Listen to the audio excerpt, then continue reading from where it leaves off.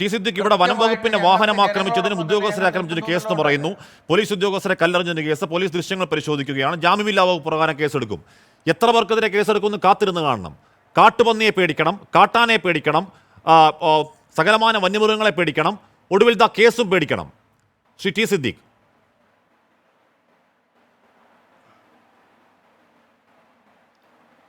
ഒന്ന്, ഈ വയനാട്ടിൽ അസാധാരണമായ ഒരു സാഹചര്യത്തിലൂടെ റീസെൻ്റായി കടന്നു പോവുകയാണ്. തുടർച്ചയായ ഇതുപോലെയുള്ള വന്യജീവി ആക്രമണവും നമ്മുടെ ആളുകൾ വളരെ വിഷമകരമായ സാഹചര്യം, ഓരോ ദിവസവും മരണത്തിന് കീഴടങ്ങുന്ന അതീവ സങ്കീർണമായിട്ടുള്ള ഒരു സാഹചര്യത്തിലൂടെ നമ്മുടെ ജില്ല കടന്നു പോവുകയാണ്.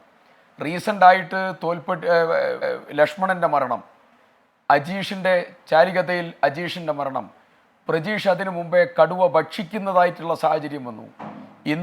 ഇന്നലെ പോളിൻ്റെ മരണം, നാളെ ആരാണ് എന്നുള്ളത് പറയാൻ ഒക്കാത്തതായ ഗുരുതരമായ സാഹചര്യം. ചർച്ചയില്ലാത്തതല്ല ഇവിടുത്തെ ഗുരുതരമായ പ്രശ്നം. ബഹുമാനപ്പെട്ട കേരളത്തിൻ്റെ വനം മന്ത്രി നേരിട്ട് വന്ന് നിരവധി ചർച്ചകൾക്ക് ഇവിടെ നേതൃത്വം കൊടുത്തു. അസംബ്ലിയിൽ ഞാനും IC ബാലകൃഷ്ണൻ MLA-യും അതുപോലെ മലയോര മേഖലയിലെ വിവിധ MLA-മാർ, കേളു ഉൾപ്പെടെ വിവിധ MLA-മാർ, ശ്രീ സണ്ണി ജോസഫ് വക്കീൽ, സജീവ് ജോസഫ് ഉൾപ്പെടെ വിവിധ MLA-മാർ അടിയന്തര പ്രമേയങ്ങൾ നിരവധി തവണ, കോളിംഗ് അറ്റൻഷൻ, സബ്മിഷൻ, ഞങ്ങൾ ബഡ്ജറ്റിൻ്റെ ഓരോ കാര്യങ്ങൾ സംസാരത്തിൽ ഇടപെട്ടുകൊണ്ടുള്ള സംസാരങ്ങൾ നിരവധി തവണ നടത്തി. ഞങ്ങൾ മന്ത്രിയോട് നേരിട്ട് സംസാരിച്ചു, മുഖ്യമന്ത്രിയോട് സംസാരിച്ചു. ഞങ്ങൾ ഇവിടെ വയനാടിന് വേണ്ടത് ചർച്ചയല്ല, വയനാടിന് വേണ്ടത് തീരുമാനങ്ങളും നടപടികളുമാണ്. ഈ തീരുമാനങ്ങളും നടപടികളും ചെയ്യാത്തതാണ് ഇവിടെയുള്ള ഗുരുതരമായ പ്രശ്നം. ഞാൻ കൗണ്ടർ ചെയ്യല്ല, ഞാൻ ഒരു കാര്യം പറയാൻ ആഗ്രഹിക്കുന്നു. ഇത്രയും സീരീസ് ഓഫ് ഇൻസിഡൻസ് ഉണ്ടായിട്ട് കേരളത്തിൻ്റെ, നമ്മുടെ ജില്ലയുടെ ചുമതലയുള്ള മന്ത്രിയാണ് ബഹുമാനപ്പെട്ട വനം മന്ത്രി. ആ ബഹുമാനപ്പെട്ട വനം മന്ത്രി നമ്മുടെ ജില്ലയിലേക്ക് തിരിഞ്ഞു നോക്കിയോ? പ്രജീഷിനെ പച്ചയായി ഭക്ഷിച്ചു, അദ്ദേഹം തിരിഞ്ഞു നോക്കിയോ? അതേ ആദിവാസി ലക്ഷ്മണൻ്റെ വീട്ടിൽ പോയോ? ചാരികത്ത അജീഷിൻ്റെ വീട്ടിൽ പോയോ? ആ അജീഷിൻ്റെ അന്ന് എന്തെങ്കിലും പ്രകോപനം ഉണ്ടാകും എന്നുള്ളതാണ് കാരണമെങ്കിൽ അന്ന് വരണ്ട, തൊട്ടടുത്ത ദിവസം വരണ്ട, അത് കഴിഞ്ഞ് വരണ്ടേ? പോള് മരിച്ചു, അദ്ദേഹം കോഴിക്കോടുണ്ടല്ലോ, കോഴിക്കോട് മെഡിക്കൽ കോളേജ് ആശുപത്രിയിൽ അദ്ദേഹത്തിൻ്റെ ഡെഡ് ബോഡി ഉണ്ടല്ലോ. അവിടെ ചെന്ന് കുടുംബങ്ങളെ ഒന്ന് കണ്ട്, ഡെഡ് ബോഡി ഒന്ന് കണ്ട്, അവിടെയുള്ള അനുബന്ധ കാര്യങ്ങൾക്ക് നേതൃത്വം കൊടുത്ത് അദ്ദേഹത്തിൻ്റെ അന്തിമോപചാരം അർപ്പിച്ച് ആ കുടുംബത്തെ ചേർത്ത് നിർത്തി ഞങ്ങൾ കൂടെയുണ്ട് എന്ന് സംസാരിക്കേണ്ട ഒരു ധാർമ്മികമായിട്ടുള്ള ഉത്തരവാദിത്തമുണ്ടല്ലോ. ആ ധാർമ്മിക ഉത്തരവാദിത്തം പോലും നിർവഹിക്കാതെ ജനം ഭീതിയിലും അരക്ഷിതമായ അവസ്ഥയിലും ഒരുപാട് പ്രയാസങ്ങളിലൂടെ കടന്നു പോകുന്ന ഒരു ജനതയാണ്. പുറത്തിറങ്ങിയാൽ അവർക്ക് അവരുടെ വിളകൾ സംരക്ഷിക്കാൻ ഒക്കുന്നില്ല, അവരുടെ ജീവനോപാധികൾ തകർച്ചയിൽ, അവർക്ക് രാവിലെ കന്നുകാലികളെ കറക്കാൻ വീട്ടിൽ നിന്ന് പുറത്തേക്ക് പോകാൻ ഒക്കുന്നില്ല, അവർക്ക് പകൽ സമയത്ത് അവരുടെ മക്കൾക്ക് സ്കൂളിൽ പോയി തിരിച്ചു വരുന്നത് വരെ ആദിയോടുകൂടി നിൽക്കുന്നു. ഓരോ സന്ദർഭങ്ങളിലും ഇതുപോലെ സമാനമായ പ്രശ്നങ്ങൾ നടക്കുകയാണ്. വയനാട് ജില്ലയിൽ ബഹുമാന്യനായ മുഖ്യമന്ത്രി മന്ത്രി സംഘത്തെ അയച്ചതുകൊണ്ടൊന്നും കാര്യമില്ല. നേരിട്ട് വന്ന് ഇവിടെയുള്ള ഗൗരവതരമായ വിഷയം ബഹുമാനപ്പെട്ട മുഖ്യമന്ത്രി തന്നെ നേരിട്ട് മനസ്സിലാക്കുകയും പരിഹരിക്കാനുള്ള നേതൃത്വം കൊടുക്കുകയും ചെയ്യണം. രണ്ടാമത്തെ കാര്യം, ഈ മന്ത്രിയെ ദയവ് ചെയ്ത് വയനാടിൻ്റെ ചുമതല ഇനി ഏൽപ്പിക്കരുത്. അദ്ദേഹത്തെ മന്ത്രിസഭയിൽ നിന്ന് മാറ്റണം.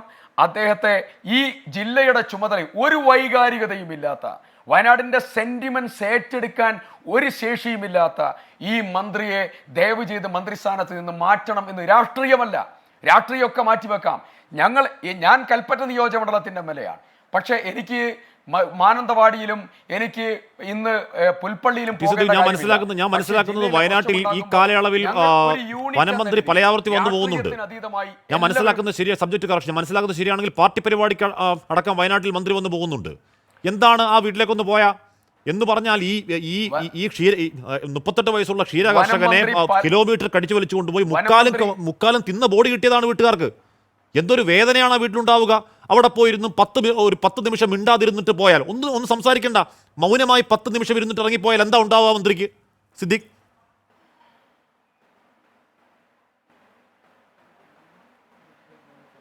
വനം മന്ത്രി ഞാൻ ടെക്നിക്കലായി പദ്ധതികൾ, ഇപ്പോൾ ആവാസ വ്യവസ്ഥ പുനഃക്രമീകരിക്കണം, 2 പ്രതിരോധ നടപടികൾക്ക് നേതൃത്വം കൊടുക്കണം, വിക്ടിംസിൻ്റെ റീഹാബിലിറ്റേഷൻ ഫുൾ സ്വിംഗ് നടക്കണം, കാർഷിക മേഖലയിൽ അവർക്ക് സ്വസ്ഥതയോടുകൂടി അവരുടെ ജോലികളുമായി മുന്നോട്ട് പോകണം. ഇതെല്ലാം നടപ്പിലാക്കണം. അതെല്ലാം അവിടെ നിൽക്കട്ടെ. ഞാൻ പറയുന്നത്, ഒരു ഗൗരവതരമായ പ്രശ്നം സീരിയസായി നടക്കുമ്പോൾ ഒന്നുമില്ല, വെറും കൈയോടുകൂടി പോയി ഞങ്ങൾ കൂടെയുണ്ട്, ഒരു ഗവൺമെന്റ് കൂടെയുണ്ട്, ഞങ്ങൾ ചേർത്ത് നിർത്തും, മുഖ്യമന്ത്രിയെ ഇടപെടിപ്പിച്ചിട്ടുണ്ട്, ഞങ്ങൾ ഈ ഉദ്യോഗസ്ഥന്മാരെ ഇവിടെ വിന്യസിച്ചിട്ടുണ്ട്, ഞങ്ങൾ കൂടെയുണ്ട്, അതുകൊണ്ട് നിങ്ങൾ മനസ്സിലെ വിഷമവും പ്രയാസവും എല്ലാം ഉണ്ടെങ്കിലും നിങ്ങൾ അത് ശാന്തതയോടുകൂടി നേരിടണം. ഇതൊന്ന് ചേർത്ത് നിർത്തി പറയാൻ ഒരു ഗവൺമെന്റിന്റെ, ഒരു മന്ത്രിയുടെ സാന്നിധ്യമാണ് ജില്ലക്ക് നഷ്ടപ്പെട്ടത്. ജനം എന്തുകൊണ്ട് പ്രകോപിതരായി? ഒരു പ്രധാനപ്പെട്ട പ്രശ്നമാണ്. ജനം എന്തുകൊണ്ട്, ഇന്ന് ജനത്തിന്റെ ഭാഗത്ത് നിന്നുള്ള ആക്രോശം ഞങ്ങൾക്ക് നേരിടേണ്ടി വന്നിട്ടുണ്ട്. ഞാൻ തുറന്നു പറയുന്നു, നേരിടേണ്ടി വന്നിട്ടുണ്ട്. ആ നേരിടേണ്ടി വന്നതിനെ അപമാനമായിട്ടല്ല ഞാൻ കരുതുന്നത്. ഞാൻ അത് ജനത്തിന്റെ പ്രതികരണമായി കാണാൻ ആഗ്രഹിക്കുന്നു. അതിൽ മറ്റു വല്ല രീതിയിലുള്ള അന്തർധാരയും മറ്റു വല്ലതായിരിക്കുന്ന പ്രത്യേകമായ താല്പര്യത്തോടു കൂടി ഇടപെട്ടിട്ടുണ്ടോ എന്നുള്ളത് പരിശോധിക്കേണ്ടത് ഗവൺമെന്റ് പോലീസുമാണ്. അവർ പരിശോധിക്കട്ടെ. പക്ഷേ ജനത്തിന്റെ ആ പ്രതിഷേധത്തെ കാണാൻ ആഗ്രഹിക്കുന്നത് അവരുടെ വൈകാരിക വിക്ഷുബ്ധതയാണ്, അവരുടെ പ്രയാസങ്ങളാണ്, അവരുടെ ആവലാതികളാണ്. ജീവിക്കണം എന്നുള്ള ഒരു താല്പര്യത്തെ ഒരു ഡെഡ് ബോഡി വെച്ചുകൊണ്ട് അവർ പ്രതിഷേധിക്കുന്നതിൻ്റെ രൂപമാണ്. ആ പ്രതിഷേധത്തിൻ്റെ തലം ഏത് തലത്തിൽ പോയി എന്നുള്ളതിനെ കുറിച്ചൊക്കെ ചർച്ചയാവാം. പക്ഷേ നിലവിലുള്ള വയനാട്ടിലെ സാഹചര്യം ഭീതിതമായ സാഹചര്യമാണ്. ആ സാഹചര്യത്തെ ചെറുതായി കാണാൻ ഒക്കില്ല. ഞാൻ ഒരു കാര്യം കൂടെ ചേർത്ത് പറയാം. വയനാടിൻ്റെ മെഡിക്കൽ കോളേജ് ഒരു സ്റ്റേറ്റ്മെന്റ് നടത്തി പോകാൻ പറ്റുന്നതല്ല. ഒരു ക്രിറ്റിക്കൽ ആയിട്ടുള്ള ഏത് രോഗിയെയാണ് വയനാട് മെഡിക്കൽ കോളേജിൽ നിന്ന് റെഫർ ചെയ്യാത്തത്? ഞാൻ ഈ മന്ത്രിയുടെ പിറകെ ആലോചിക്കണം നിങ്ങൾ. ഞാൻ ഈ മന്ത്രിയുടെ പിറകെ തുടക്കം മുതൽ ഞാൻ ഒരു കാര്യത്തിന് പിറകില്ല. എന്താ കാര്യം എന്നറിയോ? ഒരു അപകടകരമായ സാഹചര്യത്തിൽ ഒരാൾ വന്നാൽ, ഒരാൾ വന്യമൃഗ ആക്രമണത്തിൽ ഗുരുതരമായി പരിക്കേറ്റാൽ അയാൾക്ക് പ്രൈവറ്റ് ആശുപത്രിയിലും സൂപ്പർ സ്പെഷ്യാലിറ്റി ആശുപത്രിയിലും പോയി ചികിത്സിക്കാൻ സർക്കാരിൻ്റെ ഫോറസ്റ്റ് ഡിപ്പാർട്ട്മെന്റിന്റെ സഹായം ഉണ്ടാകണം. ഇത് ഞാൻ പറയാനുള്ള കാരണം കൂടെ പറയാം. എൻ്റെ നിയോജക മണ്ഡലത്തിൽ കുന്നംപറ്റയിൽ സിദ്ദിഖ് എന്ന് പറയുന്ന ഒരു പാവപ്പെട്ട മനുഷ്യൻ, അദ്ദേഹം പശുവിനെ തീറ്റാൻ പോയതാണ്. കാട്ടാനെ ആക്രമിച്ചു. അദ്ദേഹത്തിന്റെ 4 വാരിയെല്ല് പൊട്ടി. അദ്ദേഹത്തിന്റെ മൂത്രസഞ്ചി തകർന്നു, മൂത്രനാളി തകർന്നു. ലിയോ ആശുപത്രിയിൽ അദ്ദേഹം മരണത്തെ മുഖാമുഖം കാണുമ്പോൾ നേരെ ഞാൻ എടുത്ത് കോഴിക്കോട് മിംസ് ആശുപത്രിയിലേക്ക് കൊണ്ടുപോയി. ആ മിംസ് ആശുപത്രിയിൽ അദ്ദേഹം ദിവസങ്ങളോളം കിടന്നു. അദ്ദേഹം ഇന്നിപ്പോ വീട്ടിൽ കിടക്കുകയാണ്. ജീവൻ തിരിച്ചു കിട്ടി, വീട്ടിൽ റെസ്റ്റ് ചെയ്യുക. ഞാൻ മന്ത്രിയോട് പ്രസംഗത്തിൽ, കത്ത് മുഖാന്തരം, എല്ലാ മീറ്റിംഗിലും പറയുന്നു, പ്രിയപ്പെട്ട മന്ത്രി, പ്രൈവറ്റ് ആശുപത്രിയിൽ പാവങ്ങളെ ചികിത്സിക്കാൻ താങ്കൾ അനുവാദം തരണം, ഓർഡർ ഇറക്കണം. ഓർഡർ ഇറക്കിയില്ല. പോളിനെ നേരെ വിംസ് ആശുപത്രി മേപ്പാടിയിൽ കൊണ്ടുപോയാൽ ഒരുപക്ഷെ അദ്ദേഹം രക്ഷപ്പെടുമായിരുന്നു എന്ന് വിശ്വസിക്കുന്ന ആളാണ് ഞാൻ. അല്ലെങ്കിൽ നേരിട്ട് കോഴിക്കോട് പ്രൈവറ്റ് ആശുപത്രിയിലേക്ക് കൊണ്ടുപോയാൽ രക്ഷപ്പെടുമായിരുന്നു. എന്തായിരുന്നു തടസ്സം? പ്രൈവറ്റ് ആശുപത്രിയിൽ പോയാൽ പണം കൊടുക്കാൻ ഫോറസ്റ്റ് ഡിപ്പാർട്ട്മെന്റ് തയ്യാറാകില്ല. അതാണ് പ്രശ്നം. ഞാൻ 3 വർഷത്തോളമായി ഈ മന്ത്രിയുടെ പിറകില ഒരു ഉത്തരവ് കിട്ടാൻ. അതാണ് ഞാൻ പറഞ്ഞത്. ഒരു ഗവൺമെന്റ് ഇവിടെയില്ല, ഒരു സാന്നിധ്യം ഇവിടെയില്ല, ചേർത്ത് നിർത്താൻ സംവിധാനമില്ല. ഈ ബാക്കിയുള്ളതായിരിക്കുന്ന ഇതിന്റെ ഗൗരവതരമായിട്ടുള്ള ചർച്ചകൾ നേതൃത്വം കൊടുക്കാൻ പ്രിയ ശ്രീധൻ ജില്ലാ പഞ്ചായത്ത് പ്രസിഡന്റ് ഇന്ന് മുഴുവൻ സമയവും അദ്ദേഹം അവിടെയുണ്ട്. ചർച്ചകൾക്ക് നേതൃത്വം കൊടുത്ത വ്യക്തിത്വമാണ്. അദ്ദേഹം ഈ ചർച്ചയിൽ പങ്കെടുക്കും. ബാക്കിയുള്ള കാര്യങ്ങൾ